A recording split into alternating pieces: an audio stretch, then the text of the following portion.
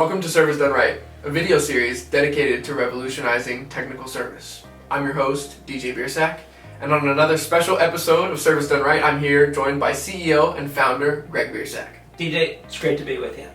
Likewise.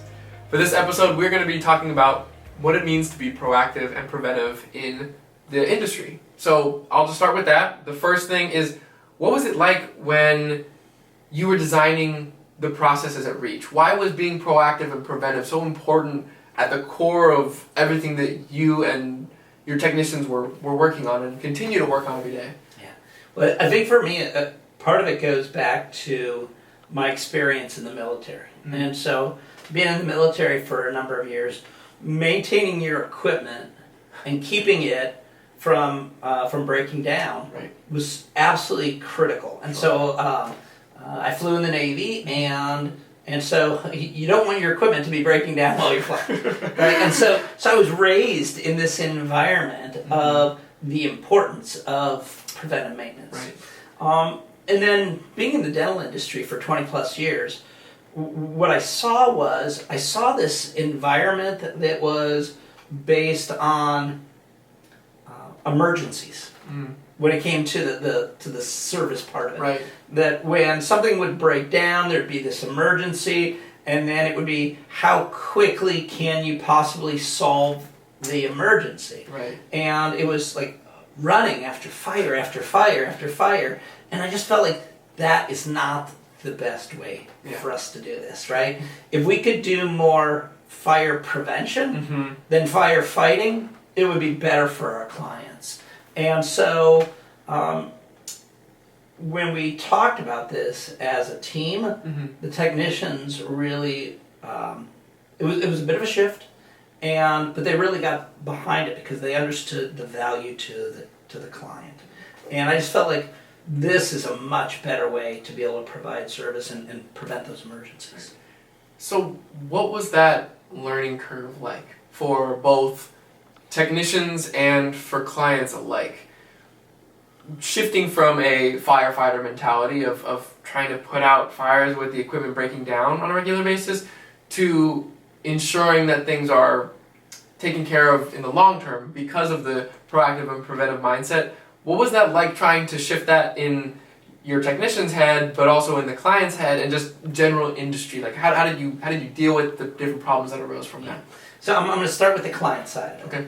And unfortunately, a lot of the clients had this thought that preventive, proactive care had to come in a contract, right? And so maybe they had been on a contract at once upon a time, or that's what they had heard, and I was not really interested in establishing a contract with a client where they felt locked into something. Right. I wanted them to feel like proactive preventive care was in their best interest, was a high value to them, and would be something that they completely understand, something that they profess to their patients, and something that they feel like we absolutely should be doing this. We must be doing this in order to be able to keep our equipment running. So kind of moving past that mindset of it's got to be done with a contract. Well, hygiene in a dental office, re-care in a dental office is not done on a contract generally, right? That it's done in a way where a dental office provides that care to their patients, and whether it's the hygiene that they have done or the regular exams that they have done, the patient has the choice then every 4 months or 6 months or 12 months, depending upon that person's need for care, to decide, am I going to do my next appointment? Right. And so that's what a dental office is used to. And so that's what I wanted to have when it came from a relationship on that preventive care. Right.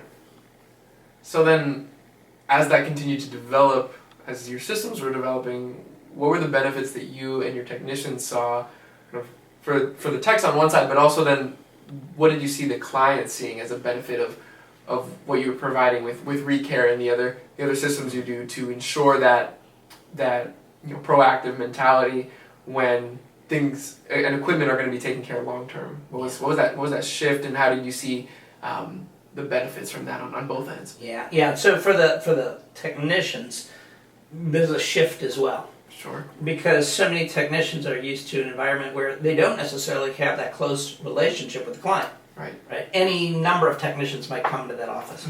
And so this goes back to this really important concept at our company, that's this ownership thinking. And that kind of the ownership and the relationship with the client. That the sense of, I look at my client's equipment as if it's my equipment. And I don't want that equipment to go down and create an emergency. And so that shift, going from I'm getting paid by the hour, and I go where they tell me to go, and I don't know that being proactive and preventive is that important. But it now all shifts. It all shifts when it says, this is your client. Yes. This is your relationship. And consider this to be your equipment. And now all of a sudden, the technicians think about this very differently. They think about, what are the things I'm going to do in order to deliver the highest level of service to my clients? And if I can do the things to keep the equipment from breaking down and for my clients to have emergencies, I'm giving better care. Yeah. And that's a big shift for the guys. And the cool thing is we see that happening with our technicians. We see them making that shift and seeing the importance of being much more proactive with their clients. And so to me, that's a really important piece of it. Now I'll give you an example of kind of I'll give you two examples of kind of the benefits to the client and to the technician. Okay.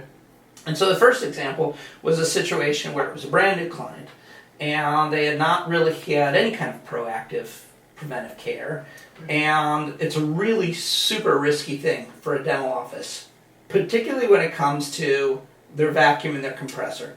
Right? That's the lifeblood of the office. They call it the heart and lungs. Yeah. And what you don't want is you don't want your heart and lungs to fail, because if those things fail, you can't do dentistry and you lose production. And and there's some dental offices that they can be producing $1,000, $1,500 an hour, and so you lose a morning production, and it just costs you $6,000. I mean, that's a significant cost to that. Not to mention the cost if the equipment has a major failure.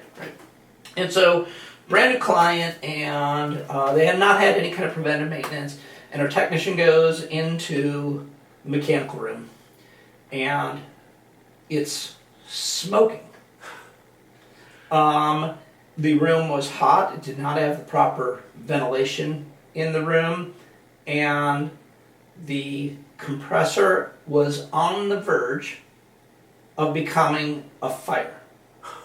And it was out of sight, out of mind, like a lot of mechanical rooms. Right. And so that technician's ability to be able to quickly diagnose that problem and say, before this becomes a major emergency, like burning the building down emergency, let's get in and give this piece of equipment the TLC that it needs, and then let's keep making sure that it's working well, and that we can be in there at a minimum every 6 months, to make sure that that it doesn't run into that problem. So that's an example of like a big problem. Okay. Now I'm going to give you an example of something that is smaller, that it's more on the nuisance side, because I think that good preventive maintenance it eliminates or significantly reduces emergencies. Right now, I would say that probably maybe 5 to 10% of our calls are emergencies, and a lot of that's because most of our clients are on recare, on preventive maintenance. So it does that. It prevents them from loss of production, that normally is attached to an emergency. It certainly prolongs the life of equipment, That's our goal. How can we make this equipment last as long as it possibly can? We don't sell equipment, so we get zero motivation for equipment to break down. Our goal is, so how long can we make sure that this runs well? But then this last piece is this remove nuisances. And people oftentimes don't think about it. They just learn to live with these nuisances. I've noticed that. And so I was just at my my dental office the other day, and we don't quite have a technician yet in that area. Soon we will. And they were just kind of bemoaning the fact that they're living with this one particular problem. And I was thinking, boy, dental offices should not, live with these nuisances. Right, they can be taken care of. And so here's the example. We go into a new client, we're gonna do preventive maintenance, and we ask the dental assistant, tell me about your biggest nuisances. And the dental assistant says, my biggest thing is taking the clean water bottle and putting it on and doing it easily. And I need to do that a couple of times during the day, every single day. And it was in the 12 o'clock cabinet, so that's a really tight space that you've got to fit it into. And so the technician took a look at it, and when he looked at it, he noticed that the bracket kind of warbled a little bit when put on. And so it wasn't easy. Put in, turn, good. Right. And it was all about when that bracket had been installed. Somebody had taken a shortcut, don't know who, right? Certainly wasn't our guys, but they didn't do the installation. They had only put in 2 of the 4 screws that they should have. So it was just warbles. They were trying to do it. Right. And so the technician said, no problems, I can take care of that. And went in, and every single op, there were 7 ops, they put in 2 additional screws in each of those brackets. And now the assistant comes in, reaches in, boom, it's not warbling at all, easy to do. And it was as if the technician had just given that assistant the best gift of her life, right? And so just getting rid of those nuisances makes a big difference. So for the client, whether it's avoiding a fire or eliminating a nuisance, good proactive care takes care of it. Okay, so now on the technician side. The technician now is seen as that office's partner. Right? Doing those types of things, recognizing those things, preventing those emergencies, eliminating those nuisances. Now, the technician gets the value of feeling truly trusted, feeling a true partner, and that client wanting to continually utilize that technician, but also refer that technician to their friends. Right. And for our technicians, that's a big deal. They want to feel trusted, and they want to be referred. Right. And so preventive maintenance makes all of that possible. Wow. Thanks so much for sharing the shift of thinking that you've really been the catalyst for, not only at your company and for individual technicians, but also for the industry as you've been continuing to pioneer the importance of proactive and preventive maintenance and what that can do for an office and a relationship too. Yeah, well, thanks so much.